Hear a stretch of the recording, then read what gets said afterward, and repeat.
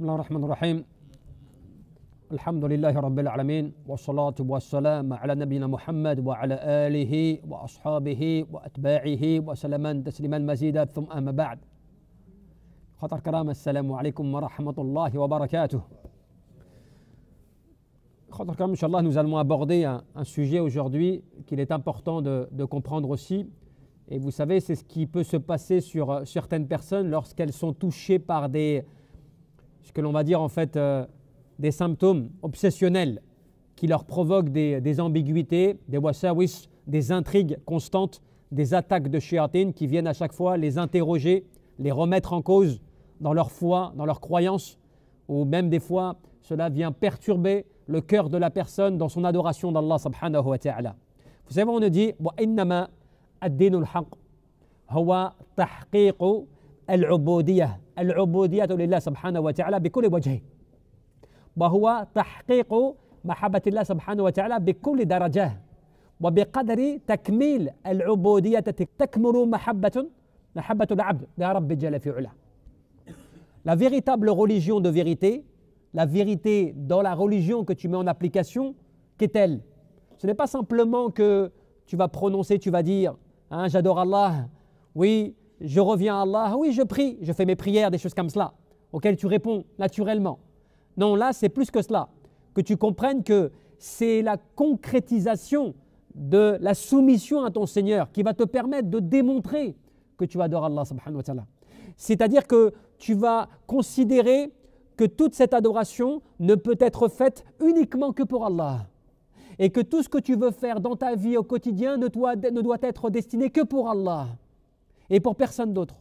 C'est-à-dire que ton argent, ton travail, tes intentions, tes œuvres, tout cela, ton cœur doit être uniquement envoyé dans le but d'atteindre l'amour d'Allah Azza wa Jal qui représente la concrétisation de l'ubudiyya, de la servitude à l'écart d'Allah Jalla fi'ala. Taqarrab kadhalik, taqarrabu ilayhi, ila Allah subhanahu wa ta'ala. Que tu te rapproches d'Allah par le fait de la sincérité et de la véracité, qui veut dire aussi que tu vas compléter ton adoration et ton amour d'Allah Azza wa Jal en mettant cela en application. Et lorsque tu t'éloignes de cela, c'est là que ton cœur peut se détacher de la protection divine et que Shaitan vient s'amuser après avec toi et que quand ta foi elle diminue, elle descend, eh bien, il joue avec toi selon ton degré de foi.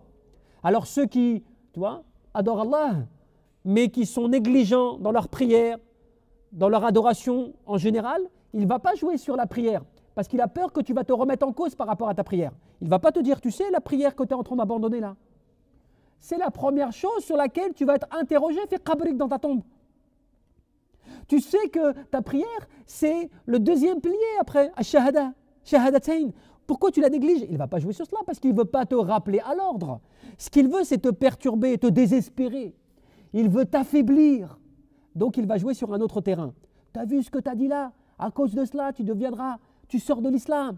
Tu as vu ce que tu as fait là? C'est un acte de mécréance. Tu as vu ce que tu as fait là? Donc il te perturbe de sorte que toi, tu vas te concentrer, ça va te déconcentrer dans ta prière, te concentrer sur ces paroles pour te déconcentrer dans ton adoration d'Allah subhanahu wa ta'ala. Ce qui cause des troubles obsessionnel, au point que tu es capable de te répéter ces wasawis plusieurs fois par jour, au point que cela va te pousser à faire plusieurs fois tes ablutions parce que tu as peur que tu les aies perdues finalement, que tu vas te mettre à faire la shahada plusieurs fois par jour parce que tu crois que tu es sorti de l'islam, ou à chaque fois que tu vas lire un verset du Coran, tu vas croire que cela te concerne toi, que c'est toi qui fais partie des munafiqin, des injustes, des hypocrites, que tu n'es pas sincère, que ce que tu fais ne sert à rien. Donc il te perturbe. Il joue avec... Dû à quoi? Au fait d'un manque de concrétisation de l'ubudiyya, de la servitude à l'égard d'Allah. Parce qu'Allah subhanahu wa ta'ala, il ne va pas te demander quelque chose au-delà de tes capacités. Si toi tu adores Allah, tu dis mon Seigneur est Allah. La ilaha illallah. Je n'adore qu'Allah subhanahu wa ta'ala. La na'budu bihaqqin illallah. Nul ne mérite l'adoration si ce n'est Allah. Je crois en Allah. Je fais mes prières. Mais après, je reste musulman, je reste croyant, je reste dans la sphère des croyants. Même s'il y a des choses qui viennent à moi qui me perturbent, c'est pas nouveau. Tout être humain, il est perturbé. Tout être humain, il est exposé au problème. Ibn Taymiyyah lui-même il disait chaque jour je recommence ma shahada. Chaque jour. Ibn Taymiyyah il disait je recommence ma shahada chaque jour. Subhanallah. Pourquoi? Parce qu'en fait, il voulait grâce à cela, comme le prophète alayhi salatu wassalam,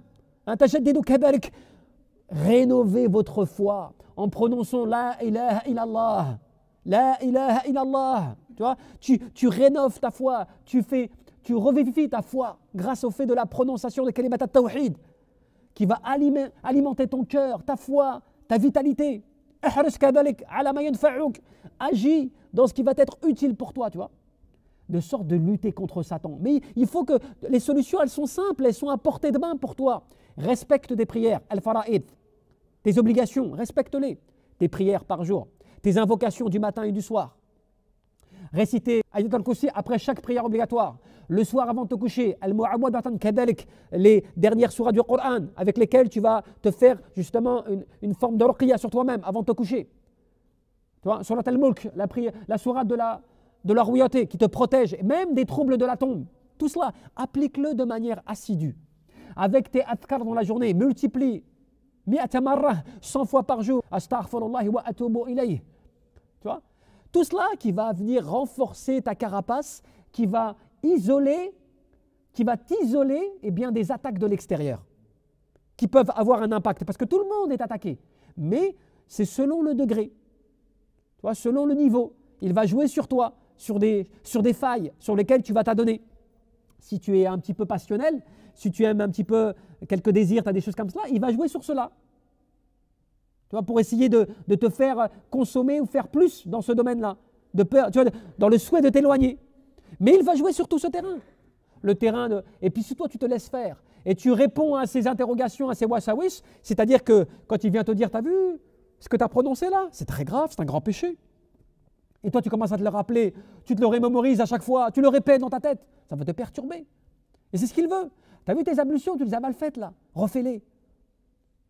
Ou dans ta prière, tu as vu, tu fais ta prière, mais il y a quelque chose, je crois, qui est sorti de toi. Ou peut-être que tu as mal fait tes prières, je pense à mon avis, tu as mal lavé ton coude, tes mains, tes pieds. En fait, il veut te sortir de l'khushu', de cette humilité d'Allah Jalla fi'ala. Il veut que ton esprit soit perturbé par des appels extérieurs. Mais, alhamdulillah, le prophète alayhi salatu wassalam nous a rappelé Al-abd, la yanju min ash-shaytan illa bi dhikrillah. L'adorateur d'Allah Azza wa Jal ne se sauvera pas, ne se protégera pas de Satan si ce n'est que par le rappel d'Allah. Lorsque tu es dans l'intrigue, qu'on vient te perturber, recherche la protection auprès d'Allah Jalla fi'ala. Au point même qu'Allah Jalla fi'ala te le rappelle. فَإِذَا قَرَأْتَ الْقُرْآنَ فَاسْتَعِذْ بِاللَّهِ مِنَ الشَّيْطَانِ الرَّجِيمِ. Lorsque tu vas lire le Coran, recherche protection auprès d'Allah contre Satan le lapidé. Parce que dans la prière, dans la récitation du Coran, lui particulièrement, il vient te perturber. C'est pas qu'il t'empêche de lire, mais il t'empêche de méditer. Il t'empêche d'atteindre la finalité des versets coraniques par le fait des intrigues qu'il va te mettre dans ton cerveau. Mais quand toi tu vas chercher protection, tu vas t'éloigner de cela, essayer de te protéger contre lui, eh bien à partir de là, c'est là que ta carapace elle se renforce et il a moins d'impact sur toi. Tu vois? Et c'est comme ça qu'on te dit c'est pour cela que toi tu dois à chaque fois dans ton adoration, quelle que soit ta situation, même si tu es négligent, même si tes prières, tu as du mal des fois à les faire à l'heure, même si par exemple tu as du mal à lire le Coran, il faut qu'à chaque fois tu t'efforces de faire tout ce que tu fais en visant la sincérité à l'égard d'Allah Jalla fi'ala. Parce que cela peut te permettre d'atteindre une récompense qu'un autre des fois n'a pas forcément. Par exemple, toi tu as un peu d'argent, mais tu as envie de faire une aumône. Tu es prêt à vouloir donner cela à quelqu'un, tu vois, tu es sincère dans le fait de vouloir, même si tu sais que tu n'es pas quelqu'un qui donne beaucoup ou qui donne souvent, mais tu veux le faire avec sincérité. Il se peut que ton aumône ait plus d'impact que quelqu'un qui donne très souvent, mais dont son cœur n'est pas avec l'aumône. C'est une habitude qu'il a. Tu vois, il marche comme ça, oh tiens, j'ai un euro, tiens, voilà. Ah tiens, j'ai un truc, tiens. Il a l'habitude de donner comme cela, mais son cœur n'est pas forcément dedans. Que toi, tu fais attention à cette aumône. Toi, tu te rends compte que voilà, tu veux répondre à un besoin, tu veux faire cela pour Allah subhanahu wa ta'ala, ton acte, tu veux le consacrer qu'à Allah Jalla fi'ala. Et cela, mes frères et sœurs, c'est valable pour tout. Pour ton travail aussi. Pour qui tu travailles, comment tu travailles avec Allah Jalla fi'ala. Ton argent, comment tu le gagnes, tu vois? De la même manière, tes prières, si tu veux les faire à l'heure, c'est pourquoi? Tu vois, tu veux répondre à un ordre divin. Bil fara'id, avec les obligations, Allah, Jalla fi'ula, tu te rapproches de lui. Wa bin nawafil, il t'aime, Allah subhanahu wa ta'ala. Avec un nawafil, hatta uhibbuh. Au point même qu'Allah Jalla fi'ula, il va t'aimer. Il va t'aimer grâce au fait que toi, tu as en plus des obligations fait des nawafil. Donc il faut que tu commences par ce qui est le plus important. Le plus important, c'est comment je me protège de shaitan, comment je me protège des intrigues de shaitan, comment je peux m'éloigner du mal, comment je peux faire en sorte qu'il ne vienne pas me perturber, qu'il ne vienne pas m'égarer dans mon regard, dans ce que j'écoute, dans mes envies, dans mes désirs. Tu vois? Et on te dit quoi? On te dit que tout acte donc, qui ne sera pas destiné pour Allah, même si toi tu le fais dans la forme, eh bien il va devenir caduc. Si toi tu viens à la mosquée, juste pour qu'on dise, t'as vu, t'es là, t'es à la mosquée, t'es présent, il est tout le temps en prière de la mosquée, mais c'est ton but. Ton but, c'est de dire que les gens, tu montres aux gens que toi, tu es présent à la mosquée. Tu ne viens pas vraiment dans un but sincère. Il se peut que toutes tes venues soient caduques. Parce que tu n'as pas visé Allah, subhanahu wa ta'ala, par rapport à cela. De la même manière, wa kullu amalin la yuradu bihi wajha Allah subhanahu wa ta'ala fahuwa batil. Toute action, toute œuvre, quelle qu'elle soit, si elle n'est pas destinée uniquement à Allah subhanahu wa ta'ala, elle devient caduque. Alors imagine-toi, quand des fois tu vas faire un commerce, ou que des fois tu fais une transaction, ou que des fois tu vas faire telle ou telle action, mais qu'en réalité dans ton action, tu sais que tu ne la fais pas complètement pour Allah subhanahu wa ta'ala. Parce que tu vois que tu as un intérêt mondain. Tu gagnes des choses uniquement par rapport à de l'argent. C'est mondain. Il n'y a pas de piété dans ton acte là. Tu vois? Eh bien, imagine que cela peut être caduque, batil, annulé auprès d'Allah subhanahu wa ta'ala. Tout cela parce que toi, tu recherches un but mondain. Tu ne recherches pas la satisfaction d'Allah subhanahu wa ta'ala. Tu ne recherches que le butin, le gain à gagner. Tu ne t'arrêtes pas à la finalité de ce pourquoi tu le fais. Même ton argent, même ton travail. Pourtant, ce n'est pas un travail. En soi, le travail que tu vas faire, ce n'est pas une adoration en soi. Mais normalement, quand tu vas viser à travers ton travail, le fait de vouloir répondre à une obligation, à savoir d'avoir de la subsistance licite pour nourrir ta famille, pour te nourrir toi-même, ça devient une adoration, sainte intention. L'intention que tu as développée pour cela devient une adoration. Subhanallah, tu vois? Voilà yakun, lillah subhanahu wa ta'ala, ahabahu Allah subhanahu wa ta'ala, bar rasuluh, wa huwa al-mashru'. Parce qu'en fait, ton acte, il faut avant tout qu'il soit destiné pour Allah, mais que ce soit quelque chose que Allah il aime et que son prophète aime et qui soit légiféré. Quand tu vois que des fois, tu te dis oui, mais moi j'ai envie de faire telle ou telle chose, je pense qu'il y a un bien, je crois que c'est un bon, c'est un bien, je gagne mon argent de telle ou telle manière, parce qu'après j'en fais des aumônes, j'aide les gens, je suis généreux. Mais le problème, c'est pas cela. Le problème, c'est comment tu le gagnes cela. Si ce que tu gagnes d'une manière qui n'est pas aimée par Allah et son prophète, et que ce n'est pas mashrou', que ce n'est pas légiféré, en quoi tu fais un bien? Puisque cela n'est pas aimé. Le bien, il n'est bien qu'à condition qu'Allah Jalla fi'ula l'aime, ainsi que son prophète. Alayhi salatu wassalam. Allah Jalla fi'ula, Allah subhanahu wa ta'ala, il aime ce qui est bon, at-tayyibah. Tout ce qui est bon, qui est bien. Mais il ne veut pas que cela, toi, tu vas trouver des fausses excuses pour acquérir des choses en te disant oui, en cela, il y a un bien parce que regarde ce que je fais avec. J'aide les gens, je paye une umrah, je fais des choses comme cela. Mais ton acquisition, elle est mauvaise. Allah et son prophète n'aiment pas cela. Donc, c'est de la fatigue. Certes, ton argent va profiter à certains, ou toi, tu vas profiter d'une chose par rapport à cela, mais ton action elle-même, comment tu l'as acquis, eh bien, est sûrement rejetée. Tu vois? C'est la crainte. C'est pour ça qu'on te dit وَكُلُّ عَمَلٍ أُرِيدَ بِهِ غَيْرَ اللَّهِ سُبْحَانَهُ وَتَعَالَى لَمْ يَكُنْ لِلَّهِ وَكُلُّ عَمَلٍ لَا يُوَافِقُ شَرْعَ اللَّهِ لَمْ يَكُنْ لِلَّهِ بل لا يكون لله إلا ما جمع الوصفين. Toute action, toute œuvre que tu vas faire, si elle est destinée à autre qu'Allah, eh bien elle ne sera pas acceptée. Allah ne la prend même pas en compte, ton action. Si elle n'est pas conforme à la charia, elle est rejetée, elle n'est pas acceptée. Cela tant que tu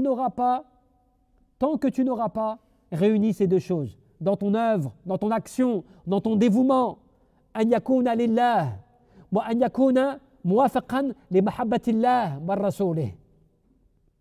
Tant que mon œuvre, elle n'est pas imprégnée de sincérité vis-à-vis d'Allah, et que celle-ci n'est pas conforme à la législation et à ce que Allah aime et son prophète, eh bien tu peux faire ce que tu veux. Celle-ci est rejetée. Parce que Allah, il est bon et il n'aime que ce qui est bon. Donc tu ne peux pas mélanger le mal, le mauvais, en voulant faire du bien. Comme certaines personnes te disent, oui mais tu vois, moi je gagne ceci, je fais cela, mais après je fais du bien. Hein. Je donne, moi zakat, je la donne. Je fais des sadaqat, je fais du bien, j'aide des gens. C'est bien. Allah t'a utilisé toi comme une cause pour eux, pour qu'eux bénéficient de ce que tu leur donnes. Mais à toi, tu n'en tires pas de bénéfice. Parce que ton acquisition, elle est mauvaise. Et en plus, c'est cela qui peut faire que ton cœur va se perturber dans l'adoration d'Allah, dans le ubudiyah, dans la servitude à l'égard d'Allah. Tu vas être perturbé. C'est là que Shaitan, il peut s'introduire et te mettre en doute sur ta croyance, sur ton esprit, sur tes œuvres, sur plein de choses. Tu as des gens, machallah, des fois ils ont des situations, ils travaillent, ils gagnent des bons salaires, et ils sont mariés, et ils ont des enfants, des choses comme cela. Et pourtant, chez eux, c'est l'instabilité. Chez eux, c'est des tremblements de terre, constamment. Chez eux, c'est des désaccords et des guerres constantes. Il n'y a pas d'apaisement et il n'y a pas de quiétude. Eh bien, on ne se pose pas de questions. On ne se dit pas à un moment, mais qu'est-ce qui fait que ça me perturbe comme cela? Fi hayati, subhanallah, dans ma vie. Fi bayti, subhanallah, dans ma maison. C'est pas calme, c'est pas posé, c'est pas calme. Je ne suis pas comme il faut. Il y a un problème. Eh bien, le problème, regarde-toi toi-même. Le problème, regarde tes œuvres. Le problème, regarde ton argent. Le problème, regarde tes intentions. Le problème, regarde pour qui tu fais les choses, comment tu les fais les choses. Est-ce que quand ça t'arrange, tu les fais pour Allah subhanahu wa ta'ala? Et est-ce que quand ça ne t'arrange pas, quand ça ne t'arrange pas, ben là tu suis tes passions et tu suis tes désirs. Là. Parce que c'est ce qui t'arrange le plus dans telle ou telle situation. Là, tu vois que tu deviens sincère. Quand tu commences à regarder cela et à te remettre en cause. C'est pas tu fais preuve de sum'a, quand on vient te dire, tu vois, regarde la situation dans laquelle tu es, là, comment tu parles, comment tu te comportes, de telle ou telle manière, c'est injuste. Tu ne respectes pas le huquq, les droits d'Allah subhanahu wa ta'ala sur moi, ou dans la famille, ou des choses comme cela, tu ne respectes pas là. Et que tu reconnais, c'est vrai, je reconnais, je ne suis pas sincère comme ça, c'est vrai, je manque, c'est vrai, je suis contradictoire. Là, quand tu commences à reconnaître comme cela, alhamdulillah, là, il y a un grand bienfait d'Allah. Allah, il te fait te rendre compte de tes situations, de tes péchés, de la situation. Là, tu reconnais. Mais quand tu ne veux pas, parce que par orgueil, et cela, c'est valable pour tout, même dans la vie. Quand tu n'es pas d'accord, tu ne veux pas accepter, tu vois, parce que ça ne t'arrange pas. Parce que tu es tellement engagé dans une chose mauvaise que tu n'arrives pas à voir autrement. Tu vois, parce que tu oublies que Allah yabsutu rizqa liman yasha wa yaqdir. Tu oublies que Allah, c'est lui qui subvient aux besoins de ses créatures comme il le veut, de la manière qu'il le souhaite. C'est lui qui te donne, c'est lui qui t'enrichit. Si Allah, il le veut, l'ensemble des gens, ils vont venir vers toi. L'ensemble des gens, ils vont vouloir partir avec toi. L'ensemble des gens, ils vont vouloir de toi quelque chose. Si Allah, il le veut, parce que c'est lui qui contrôle les cœurs, n'est-ce pas? Al-Qulub, ils sont entre les mains d'Allah. Mais il y a des Allah subhanahu wa ta'ala, c'est pas entre les gens. C'est pas entre les biens des gens. C'est pour ça que le prophète te disait Ajhad fi dunya yuhibbak Allah wajhad fi aydi nas yuhibbak an-nas. Allahu akbar. Ce hadith, il a un trésor. Ce hadith, il contient un secret. Éloigne-toi de ce bas monde et Allah, il va t'aimer. Éloigne-toi de ce que détient les gens entre leurs mains et les gens vont t'aimer. Qu'est-ce que cela veut dire? Cela veut dire que plus mon cœur se détache de ce bas monde, cela ne veut pas dire que je ne fais plus attention à ce bas monde, je ne vis plus, je ne m'intéresse plus à plus rien de ce bas monde. Non, mon cœur ne s'attache pas au bien mondain. Mon cœur ne veut pas donner d'importance au bien mondain. Même si j'ai des biens, même si j'ai des richesses, même si j'ai tout cela, mais mon cœur n'est pas attaché à cela. Allah Azza wa Jal, il va t'aimer comme cela. Et aussi, je ne m'arrête pas à la richesse de ce que les gens tiennent entre leurs mains. C'est-à-dire que je ne vois pas les gens pour les intérêts. Oui, mais avec lui, tu vois, il a beaucoup de connaissances. Lui, tu vois, il a beaucoup de pouvoir. Lui, tu vois, il a beaucoup de pistons. Lui, tu vois, il peut m'aider. Lui, c'est un bon ami. Lui, tu vois, il faut que tu l'aies dans ton entourage. Il faut que tu l'aies dans ton agenda, il va t'aider. Là, qu'est-ce que tu es en train de faire là? Là, tu es en train de donner de l'importance à ce que détiennent les gens entre leurs mains. Mais si tu te détaches de cela, les gens, ils vont t'aimer. C'est comme cela que beaucoup de kafir min al-ulama, l'islam, des grands pieux, notamment un d'entre eux, de l'époque, il y a quelques siècles. C'était quelqu'un qui était dans le djinn, alim, connu par tous, mais il donnait ses avis et il orientait les gens bilhaq, uniquement par rapport à la vérité. Au point que al-hukama, les gouverneurs de son époque, des fois ça ne les arrangeait pas trop, ces avis qu'il émettait. Et un jour, qu'est-ce qu'ils leur ont dit? Ils disent, oui, mais lui là, il faut qu'il arrête un peu, ou sinon au pire tu lui fermes les robinets. Ça va le calmer un peu. Et après les gens ils ont dit, mais le problème avec lui, c'est qu'il ne prend rien de personne. Cet homme-là, il ne prend rien de personne. Il a, de ce qu'il a, c'est à lui. Et il n'a pas de salaire pour cela. Donc quelque part, on n'a pas de pression sur cela. Subhanallah. Ça c'est quand Allah il lève les gens, tu vois. Et au point que, voilà comment, alors que les gens, plus tu vas dépendre, plus tu vas être dépendant, plus tu vas avoir un intérêt auprès de quelqu'un, plus, eh bien, d'une certaine manière, tu vas être affaibli par rapport à lui. C'est vrai ou pas? Quand tu as quelqu'un qui a un avantage avec toi, qui peut t'accorder beaucoup d'avantages, quand tu as un patron qui a une certaine influence sur toi, des choses comme cela, eh bien, crois-moi, c'est normal. Il y a des choses que tu ne vas pas lui dire. Il y a des choses que tu ne vas pas reconnaître. Il y a des choses que tu vas acquiescer. Parce que entre ses mains, il détient des choses sur lesquelles tu es faible. Tu dépends. Là, tu comprends. Là, tu comprends le hadith, tu vois. Détache-toi de ce que les gens possèdent entre leurs mains et les gens, ils vont t'aimer. Alors que le cas contraire, quand les gens, souvent, eh ben, ils ne dépendent pas. Ils ne demandent pas. Alors qu'ils pourraient, ils ne veulent pas. On leur ramène, ils refusent. Des choses comme cela, eh bien, tu verras que la plupart, eh bien, ils vont plus vers lui que lui va vers eux. Mais quand tu fais comme ça dans le dunya, par rapport à ta religion, à ton din, forcément, quand tu commences à te laisser aller sur les adorations à l'ubudiyya, la servitude à l'égard d'Allah, l'adoration d'Allah, c'est normal qu'après le shaitan, il prend le dessus. Il vient comme ça, il commence à te mettre des doutes. Surtout les jeunes. Beaucoup de jeunes, ils sont perturbés par rapport à cela. Parce que le shaitan, il sait qu'ils sont encore frais. Tu vois, ils ont encore un peu la faiblesse par rapport à cela. Donc il vient les gêner dans leur adoration. Qui a créé ceci? Qui a créé cela? Et comment ceci? Comment cela? Qui a créé Allah? Comme dans le hadith. Où le prophète sallallahu alayhi wa sallam nous a mis en garde par rapport à cela. Qu'Iblis, il vient comme cela, t'interroger sur plein de points pour t'interroger sur Allah azza wa jal. Parce qu'il veut te perturber dans ta croyance. Au point même que des fois, il va te mettre un doute sur le Coran. Tu as vu le Coran? Après, tu vois, c'est la parole d'Allah, mais comment elle a été révélée vraiment, tu vois? Parce qu'à l'époque, il n'y avait pas de livre, des choses comme ça, tu vois. Il perturbe la personne pour essayer de détourner son cœur. Même la Kaaba, il y avait certains jeunes, des fois, avec qui je parlais, dans le cadre d'un cours, et qui, une fois comme cela, volontairement, eh bien, je leur ai mis ce point-là pour voir. Parce qu'en fait, ils pensaient que la foi qu'ils avaient suffisait. Je crois en Allah, je n'ai pas de doute, ça me suffit. Alors moi, j'ai posé cette question. J'ai dit, mais pourquoi est-ce qu'on ne t'accuse pas alors, d'une certaine manière, quand toi tu vas à Mecca, à la Mecque, et que tu tournes tu fais tawaf autour de la Kaaba, des choses comme ça, que quelque part tu fais cela autour d'un cube? C'est quoi que tu adores? C'est le cube ou c'est Allah Jalla fi'ula? Pourtant, c'est vers ce cube que tu te prosternes, des choses comme cela. Comment tu expliques cela? Tu vois, comment tu expliques cela? Alors que tu adores Allah Jalla fi'ula, tu te soumets qu'à Allah subhanahu wa ta'ala, tu vois? Eh bien, ça éveille en eux des doutes. Mais ces doutes-là, ils sont faits pourquoi? Pour que toi, tu puisses y apporter la réponse. Mais cela, c'est quelque chose qui a été voulu par Allah Azza wa Jal comme une orientation, non pas comme un monument que tu prends comme moyen d'adoration.